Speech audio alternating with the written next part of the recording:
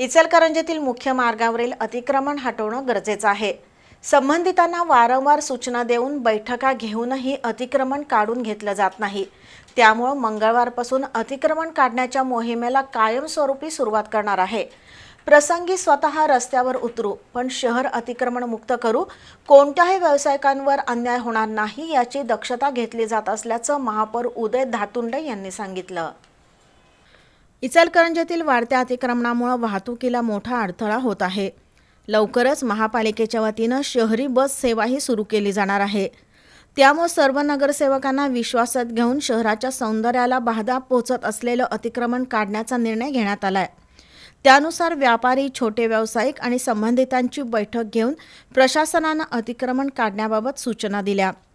20 एप्रिलपर्यंत स्वतःहून अतिक्रमण काढण्याची मुदतही दिली होती, मात्र मुदतीत अतिक्रमण काढून घेतलं जात नाही। त्यामुळे आज महापौर धातुंडे यांनी पत्रकार परिषद घेऊन 21 एप्रिलपासून राबवण्यात येणाऱ्या अतिक्रमण विरोधातील मोहिमेची माहिती दिली। या मोहिमेत पहिल्या टप्प्यात ASC महाविद्यालय ते राजवाडा चौक या मुख्य मार्गावरील गटारीच्या बाहेर फुटपाथवरील सर्व अतिक्रमण काढण्यात येणार आहे।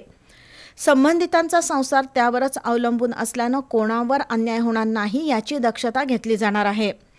परवानाधारक व्यावसायिकांना पर्यायी जागा देऊन त्यांचं अतिक्रमण काढलं जाणार आहे।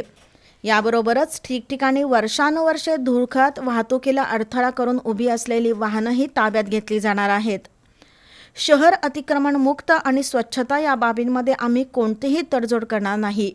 महापालिकेच्या सर्व नगरसेवकांनी या मोहिमेला पाठिंबा दर्शवल्यानं कोणाचाही विरोध असण्याचं कारण नसल्याचंही त्यांनी स्पष्ट केलं। यावेळी उपमहापौर अनिल डाळ्या, स्थायी समिती सभापती सतीश मुळीक, सभागृह नेते विठ्ठल चोपडे, नगरसेवक तानाजी पोवार, रवी रजपुते, ओंकार सुर्वे, अतिक्रमण विरोधी मोहिमेचे प्रमुख सुभाष आवळे उपस्थित होते।